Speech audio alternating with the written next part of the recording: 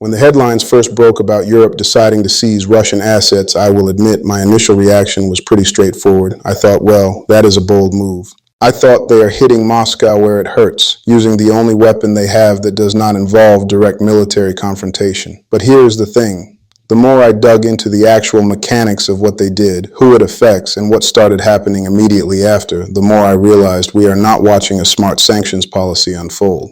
We are watching one of the most significant strategic miscalculations in modern economic history play out in real time, and the collateral damage is going to reshape how money moves around this planet for the next half-century.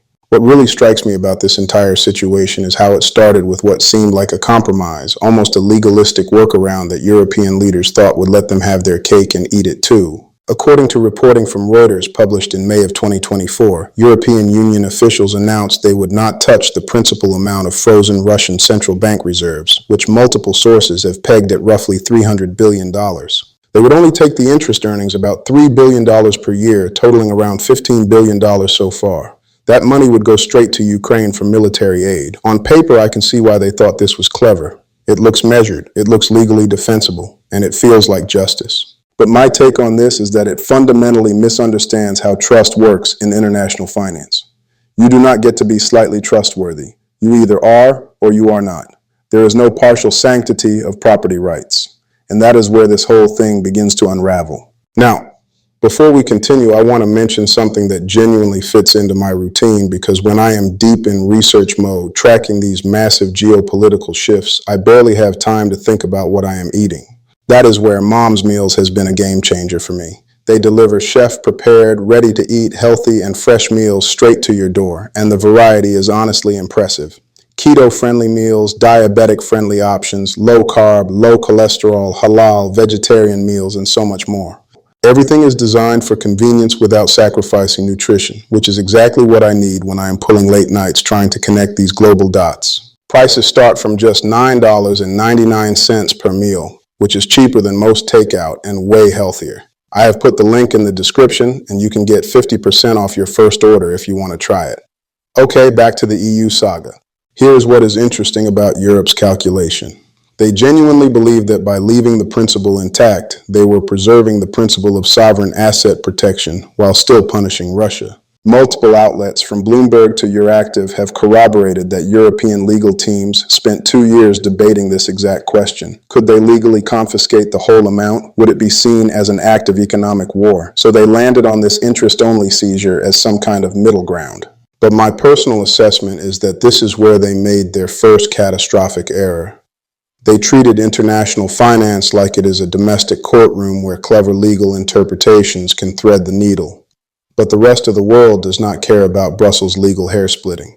They see one thing: Europe took money that did not belong to them because they were angry about a geopolitical conflict. The justification does not matter. The precedent is set. What really stood out to me when I started mapping the corporate exposure was just how much European business had on the line inside Russia. According to financial filings and reporting from the Financial Times, Volkswagen had $3.5 billion in Russian assets at risk. Raiffeisen Bank, $2.8 billion. Danone, $1.2 billion. Shell, British Petroleum, Unilever, the list just keeps going. Total European corporate exposure exceeds $200 billion. That is not pocket change. That is the kind of money that can make or break quarterly earnings, that can determine whether a CEO keeps their job, that can ripple through pension funds across the continent. And that is exactly what Russia understood that Europe apparently did not. Within 48 hours of the EU announcement, Moscow issued a decree that was honestly breathtaking in its precision. According to reporting from TASS and regional Russian media, Russia would seize exactly $15 billion in European corporate assets. Not a penny more, not a penny less. The symmetry was deliberate, and that is what makes this so strategically significant. They were not lashing out emotionally. They were establishing a principle. You take from us, we take from you. Equal measure, perfect balance. This was not random confiscation. This was calculated messaging, and the message landed exactly where it was intended, in the boardrooms of Europe's biggest corporations and the halls of their national governments. Now, what is fascinating to me is how this is already cracking European unity in ways that the sanctions were supposed to prevent. German corporations are screaming at their government because $3.5 billion matters to Volkswagen. Austrian banks are panicking because Raiffeisen cannot afford that kind of loss without potential insolvency issues. French multinationals are lobbying like their lives depend on it, and in a way, they do. Meanwhile, companies from countries that were hesitant about the sanctions from the start, Hungary for example, are mysteriously being left untouched. Russian authorities are being surgical. They are rewarding caution and punishing aggression, and that is dividing the European Union from within. The unity that Brussels presented to the world in February of 2022 is crumbling, and Russia is expertly widening those cracks every single day. But here's where my own analysis diverges a bit from some of the mainstream commentary. A lot of reports present Russia's move as purely retaliatory, a tit-for-tat response. I think it is actually more sophisticated than that. This is about demonstrating that financial weapons are not one-directional. For decades, the West's primary non-military leverage has been the threat of cutting countries off from the dollar-based system. Comply or we freeze your assets. Follow our rules or you cannot access global markets. That threat only works if the target believes resistance is futile. Russia is proving in real time that you can fight back. You can seize Western assets symmetrically. You can build parallel systems, and suddenly, the weapon that seems so terrifying becomes much less effective. Let me give you concrete examples of what is happening right now, because this is where the second-order effects start to get really dramatic. According to reporting from multiple energy trade publications and financial news outlets, Saudi Arabia is in active negotiations with China to settle oil sales in yuan. The 50-year-old petrodollar system, where virtually all oil traded in dollars, is being quietly dismantled one contract at a time. The United Arab Emirates is building gold-backed settlement systems for international trade. India and Russia have established rupee-ruble trade mechanisms that bypass the dollar entirely. Brazil and China are settling trade in their own currencies. These are not pilot programs anymore. They are operational, they are growing, and they are attracting more participants every month. What I find myself questioning as I watch this unfold is whether the West fully appreciates what they have set in motion. I have spoken with people who work in emerging market central banks, not official governors, but senior staff who are in the room when these decisions get made. Every single one of them is conducting urgent reviews of their reserve holdings, and the conclusions they are reaching are remarkably consistent. They are reducing dollar and euro exposure. They are buying gold at the fastest pace in decades. They are exploring bilateral currency arrangements with anyone who will talk to them. They are building payment systems that route around New York, London, and Brussels completely. This is not public grandstanding. This is quiet, methodical diversification happening behind closed doors, and it is being driven by one simple fear. If they did it to Russia, they could do it to us. And that fear is not irrational. Think about it. If Western nations can seize the assets of a nuclear-armed permanent member of the UN Security Council, then no one is safe. That precedent shatters the entire value proposition that made Western financial centers dominant in the first place. London, New York, Frankfurt, these cities became global hubs because they offered something priceless. Neutral jurisdiction, rule of law, property protection, you could park your national wealth there and sleep at night knowing politics would not touch it. But if the UK can freeze Russian assets, if the EU can seize interest payments, if the US can weaponize SWIFT in the banking system, then these jurisdictions are no longer neutral. They are political weapons, and smart capital does not park itself inside a weapon. It finds safer ground. That is why we are seeing the rapid rise of what I would call genuinely neutral financial centers. Singapore, Dubai, Hong Kong, to a lesser extent, these cities are positioning themselves as jurisdictions where geopolitics does not dictate asset seizures. They will not freeze your money because Washington or Brussels gets upset with your government. They will not weaponize their financial systems for foreign policy goals. That neutrality is becoming their primary competitive advantage, and the capital flight is already visible. Chinese tech companies are moving regional headquarters to Singapore. Russian business figures are buying real estate throughout Dubai. Middle Eastern sovereign wealth funds are diversifying away from London at an unprecedented rate. The geography of global finance is shifting, and Europe is accelerating that shift every single day they continue down this path. Now, I want to address the moral argument head on because I know this is where a lot of people get stuck. Russia invaded Ukraine. That is aggression. Asset seizure is justified punishment. This is about international law, humanitarian principles, taking a stand against territorial conquest. I hear this constantly, and I am not here to defend Russia's actions in Ukraine, but here's what I keep coming back to. Morality and strategic finance operate on completely different timescales. You can win the moral argument today and lose the financial war tomorrow. Europe chose to weaponize its financial system for righteous reasons, for a just cause. Russia responded with cold, calculated strategic logic, and if history has taught us anything, it is that strategy beats morality in the long run every single time. When India buys Russian oil at a discount, they are not endorsing the invasion. They are protecting their energy security and their current account deficit. When Saudi Arabia sells oil in yuan, they are not rejecting Western values.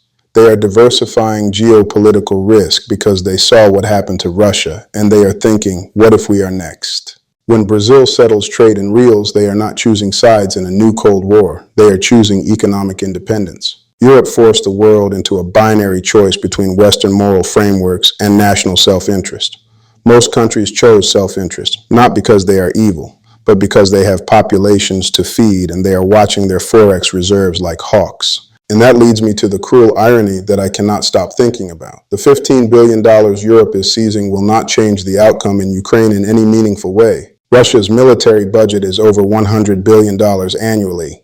Europe's $3 billion per year contribution is tactically helpful. It buys ammunition and weapon systems, but it is not strategically decisive. So what has Europe actually accomplished? They have undermined 75 years of property rights precedent. They have accelerated the flight of trillions of dollars from Western jurisdictions. They have handed Russia a propaganda victory and a practical blueprint for resisting financial pressure, all for a tactical advantage that will not determine the war's outcome. This is strategic incompetence on a level that future historians are going to study extensively. They're going to look at this decision as a textbook case of how short-term moral satisfaction can produce long-term strategic catastrophe. Europe won the moral argument. They took a stand against aggression, but they may have lost the financial war that will define the next 50 years of global power dynamics. And here is my personal conclusion after months of tracking this story from every angle I can find. Russia's response is not just about recovering $15 billion. Their economy is massive. That amount hurts, but it is not existential. No, this is about establishing a completely new principle in international relations, the principle that financial weapons can be effectively countered, that asset seizures will invite immediate retaliation, and that Western financial dominance is not absolute. Every country watching this crisis understands the lesson being taught. If the West freezes your assets, you can freeze theirs. If they weaponize their banking system, you can build your own. If they seize your property, you can seize theirs. The weapon that seemed so powerful, the threat that kept countries in line for decades, suddenly looks vulnerable. And that realization destroys the West's primary non-military leverage. For years, the threat of sanctions was enough. Comply or we cut you off. Obey or we freeze your money. That threat only works if countries believe they have no alternative. Russia is demonstrating the alternative in real time. Fight back symmetrically, build parallel systems, retaliate without hesitation, and the weapon loses its edge. I keep thinking about what a European finance official reportedly said in that closed-door meeting in Brussels. The quote that has been circulating, and multiple outlets have reported various versions of it, was something like, "We thought freezing their assets would bring them to their knees. Instead, we have created a monster we cannot control." That official was not talking about Russia's military response. They were talking about the financial precedent Europe has set. Because once you break the sacred rule that property rights are inviolable, you cannot put that genie back in the bottle. The damage is permanent. Every future international conflict will now involve asset seizures as a default option. Every sovereign wealth manager is now building defensive systems against Western financial power, and Western financial centers are going to be the biggest long-term losers. Think about what this means for the future architecture of global finance. We are moving toward a world where there is not one system, but multiple parallel systems. A dollar-euro sphere that still exists but is shrinking. A yuan-led sphere that is growing through China's Belt and Road and energy deals. A potential BRICS currency sphere that is still in early stages but has critical mass. And neutral trading hubs that route between them all, taking a cut and offering safety. This fragmentation is expensive. It makes trade less efficient. It raises costs for everyone. But countries are willing to pay that price for sovereignty over their own assets. They would rather have a less efficient system that they control than a hyper-efficient system that can be weaponized against them overnight. My prediction as we look forward is that we are going to see three major trends accelerate dramatically. First, central banks will continue their quiet diversification away from Western assets and into gold, other commodities, and bilateral arrangements. The IMF's own data shows this is already happening at the fastest pace since they started tracking it. Second, alternative financial centers will professionalize and scale up their infrastructure to handle massive capital flows. Singapore and Dubai are not going to stay boutique players, they are going to become true global heavyweights. And third, the West is going to face a painful choice. Either accept that its financial dominance is ending and try to manage a graceful decline, or double down on weaponization and accelerate the exodus even faster. So where does this leave us?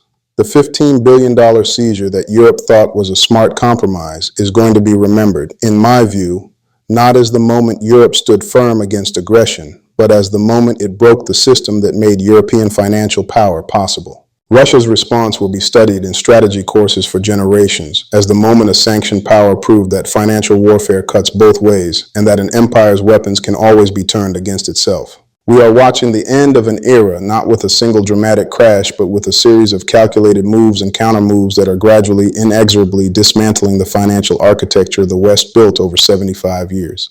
And here is the final thought I want to leave you with. The real cost of this decision is not measured in the $15 billion seized or even the $200 billion in corporate assets at risk.